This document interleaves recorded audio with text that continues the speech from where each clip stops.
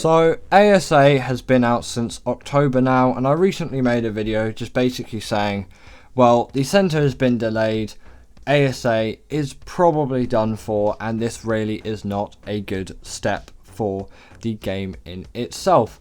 But I have a few notes to add on that video and just say, in my opinion, what is next for ASA. And as always, I need to put as a disclaimer, feel free to agree with me in the comments below. You might not think this whatsoever, and you might be in love with this game and really enjoying it, and that is very good for you, and I encourage you to keep playing the game and enjoying it as much as you want. But for people like me, I have a slightly different perspective. Now, talking about just the general centre delay, essentially a week before the centre was released, they said that it was going to be delayed, and the delay wasn't really the problem. Wildcard is very well known for delaying maps.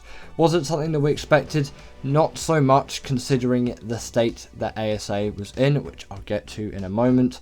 But still, you know, a couple of weeks delay, that's fine. But considering that they did it in the last week, really seems like they don't care about their community in that way, and that we don't matter as much. And surely there must have been some evidence of progress of maps at the time. It can't just be that they just got the information. Then it simply doesn't sound very believable. And if we had the knowledge a few weeks before, then it would have been so much nicer and so much more well appreciated around it, as loads of content creators and just general players, more so content creators, actually in this case just content creators, have spent a lot of time planning things to do on the centre. For example, the Monarchy series, there was going to be something on the centre. They spent ages planning, and I know loads of other YouTubers out there have been planning loads for the centre out on ASA, and it's a new step for their content. But that is simply just not going to be here, and probably not until even after Scorched Earth releases.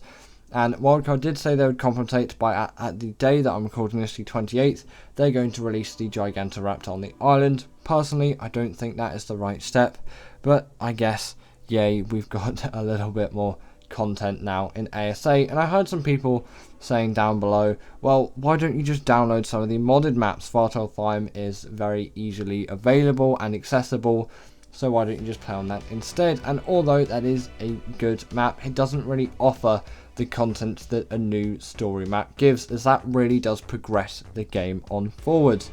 And now what it seems like people are doing is they're just going back to ASC because they're just like, it runs better, although maybe it doesn't look better, that obviously that performance is better, and there's a lot more content in the game, and it simply is not worth doing ASA until more content is available and until all those bugs and just general performance issues are fixed and ironed out, which I definitely do agree with to some extent. But I know a lot of people are really enjoying just ASA in general, especially some console players on the Xbox Series X and PS5. You seem to have got the better end of the deal here, with some pretty decent performance and some quite nice looking graphics and an all-round pretty good experience. The same can't be said for Xbox S players and also just the PC community in general. Unless you've got a 4090 rig out there, you're really going to struggle running this game, and I did as well with my 3090 rig. But now I have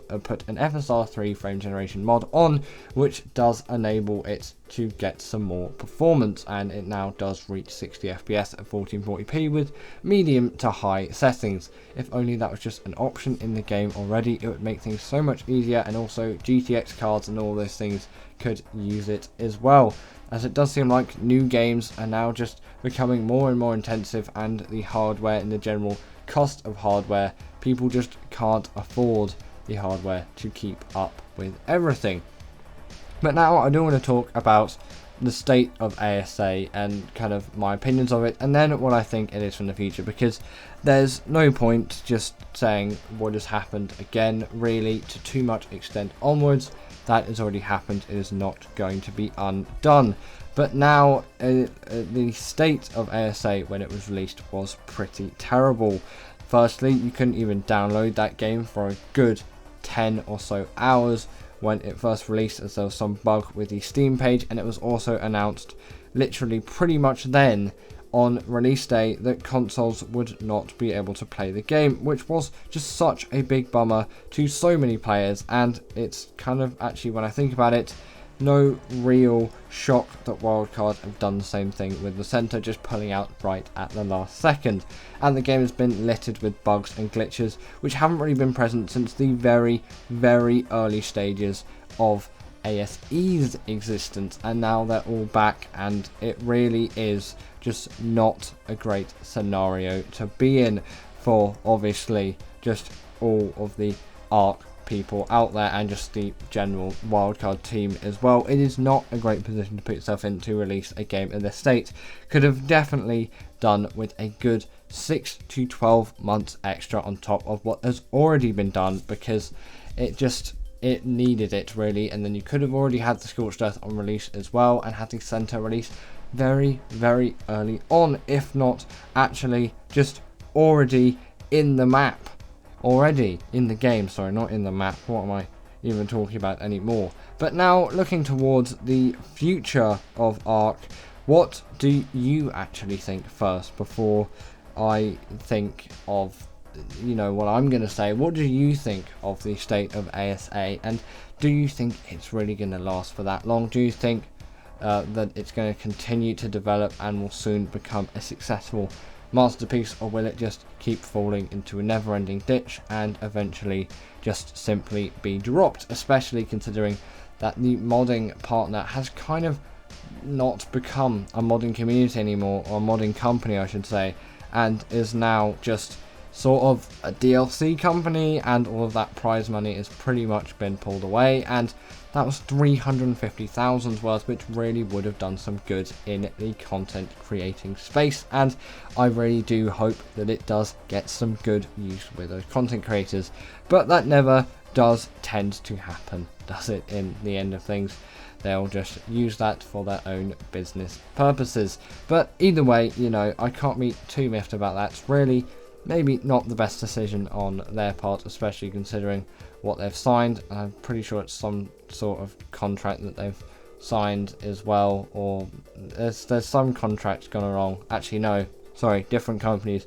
Littered and Snail Games, they had a 3-year contract, and Littered has also pulled all support for Spanish versions of their content, and so now loads of Spanish art creators have been ditched from all of that, because it's probably just to deal with Littered expected a lot more money out of Snail Games in those 3 years, and now they're just scraping back as much money as possible.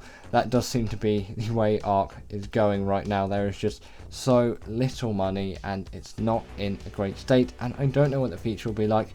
We'll see what happens when ASA comes out, but honestly, I'm not too hopeful.